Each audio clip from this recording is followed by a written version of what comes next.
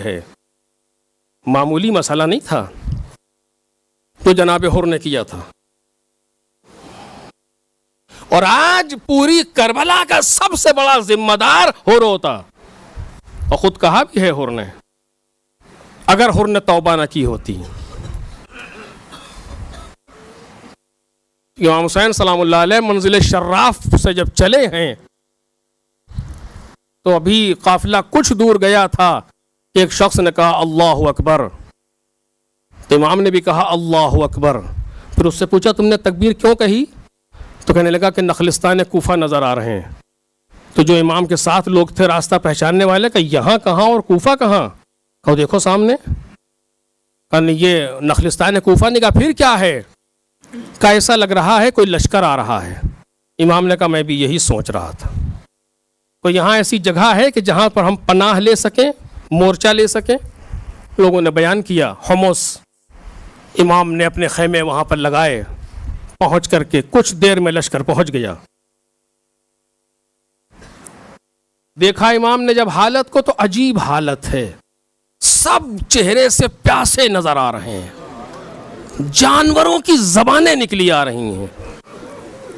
امام نے کہا جلدی جلدی پانی پلاؤ، سب کو پانی پلاؤ، کیونکہ فرزند رسول ایک منزل پہلے سے پانی لے کے چلے تھے، اور یہ کہا تھا کوئی ایسا ظرف آب نہ ہو جسے پر نہ کر لو تم لوگ۔ لوگوں نے سوچا کیوں اتنا پانی جمع کر رہے ہیں، لیکن معلوم نہیں تھا چونکہ لوگ غافل ہوتے ہیں، امام غافل نہیں ہوتا لوگوں سے۔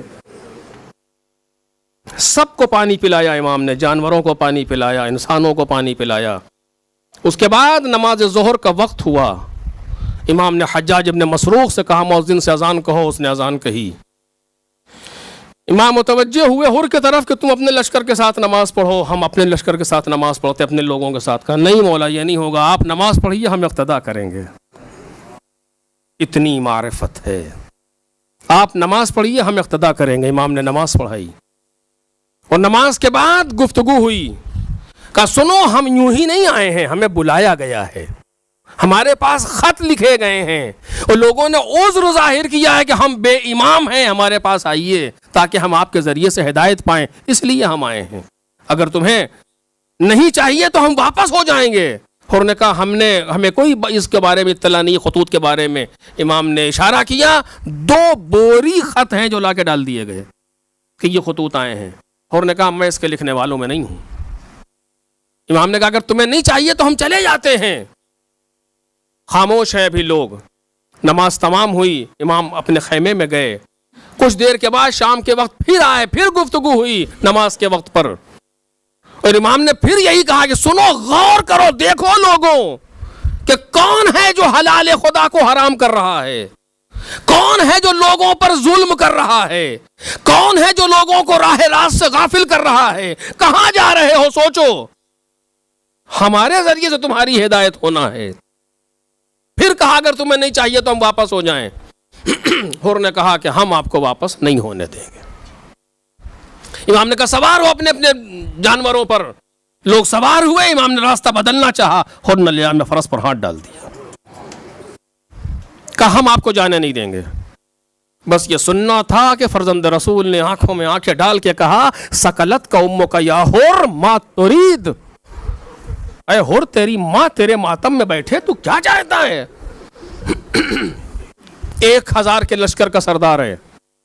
میں جب یہ سنا تو ایک مرتبہ سر جھکا دیا، 2 لمحے کے لیے سوچا کہ حسین اگر عرب میں کسی نے ایسے موقع پر میری ماں کا نام لیا ہوتا، ذکر کیا ہوتا، تو میں پلٹ کے اس کی ماں کا تذکرہ کرتا، لیکن کیا کروں کہ آپ کی ماں کا ذکر سوائے خیر کے نہیں کر سکتا۔ جناب سیدہ کے نام کی لاج رکھی، خدا نے جزا دی۔ کہا امام حسین سے کہتا ہے مولا سنیے، ہم آپ کے لیے جنگ کے لیے نہیں آئے ہیں، ہم سے صرف یہ کہا گیا ہے کہ جہاں حسین مل جائیں حسین کا ساتھ نہ چھوڑنا یہاں تک کہ کوفے لے آئیں۔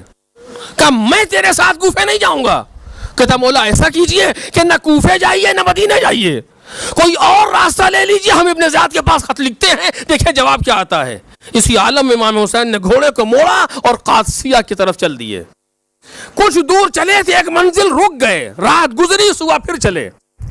اب یہ وہ دن ہے کہ جس دن جو آج کا دن تھا، دونوں ساتھ ساتھ چل رہے ہیں۔ حر نے نصیحت کرنا چاہیے امام کو کہ آپ کہاں جا رہے ہیں، غور کریں، آپ صرف قتل کیے جائیں گے۔ وہ صحیح بھی کہہ رہا تھا اپنے اعتبار سے، جو کہ جنگی آدمی ہے، پہچانتا ہے کوفے والوں کو۔ مولا نے کہا کہ سنو، ہم موت کو قبول کر سکتے ہیں لیکن دین کو مٹتا ہوا نہیں دیکھ سکتے۔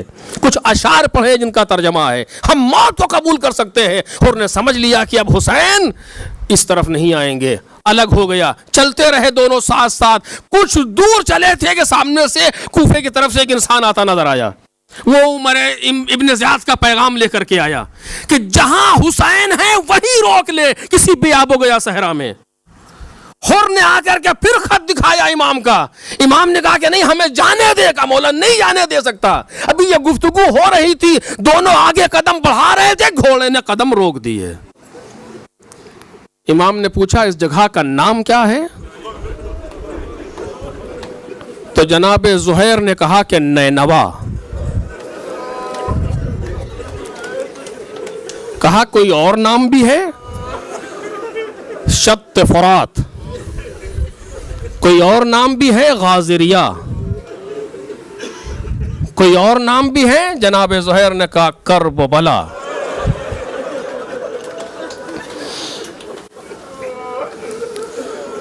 ویسے سننا تھا، امام نے کہا ہا ہونا محط رحالنا ومناخ رکابنا ومصفق دمائنا۔ یہی وہ جگہ ہے جہاں ہمارے خیمے لگیں گے، یہی وہ جگہ ہے جہاں ہمارے خون بہیں گے۔ اتر گئے سرزمین کربلا پر۔ آج دوسری محرم ہے، امام حسین کا قافلہ کربلا پہنچ گیا۔ سرزمین کربلا پر بہن وارد ہوئی۔ بھیا یہ بڑی ہولناک سی جگہ ہے، دل گھبرا رہا ہے۔ کیسے نہ دل گھبرائے، یہاں حجت خدا قتل ہوگی۔ کا بہن صفین سے واپسی میں اسی جگہ پر بابا بھیا حسن کی گود میں سر رکھ کے سو گئے۔ کچھ دیر کے بعد جب بابا کی آنکھ کھلی اٹھے تو رونے لگے۔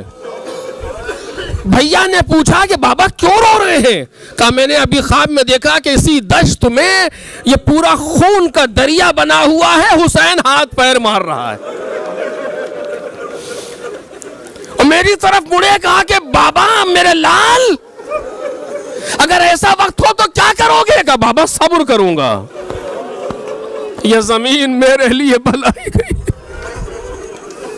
لو عزیزو، حسین ابن علی کے خیمے لگ گئے کربلا کی سرزمین پر۔ دن گزرتے رہے، راتیں گزرتی رہیں، یہاں تک کہ شب عاشور آ گئی۔ شب عاشور وہ رات تھی جو فیصلہ کن رات تھی حر کے لیے۔ اور بس میں مجلس کو تمام کر رہا ہوں۔ اس رات میں پوری رات حر جاگتا رہا، پوری رات جاگتا رہا، فیصلہ کرتا رہا کیا کریں، چونکہ حر کو یہ بتا نہیں تھا کہ بات یہاں تک آ جائے گی۔ صبح ہوئی، ابھی نماز صبح کا وقت تھا کہ عمر سعد کے سامنے آیا، پوچھتا یہ بتاؤ کیا واقعا جنگ ہوگی؟ کیونکہ حالات دیکھ رہا تھا، کہاں جنگ ہوگی، اور ایسی جنگ ہوگی جس کا کم ترین حصہ ہاتھ پیر کٹنا ہو۔ بس یہ سنا تو کنارے ہٹا، اور دھیرے دھیرے کنارے ہٹتے ہٹتے چل دیا حسین ابن علی کی طرف۔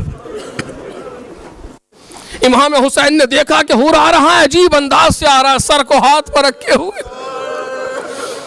جیسے کوئی اسیر لایا جاتا ہے ایسے آ رہا ہے،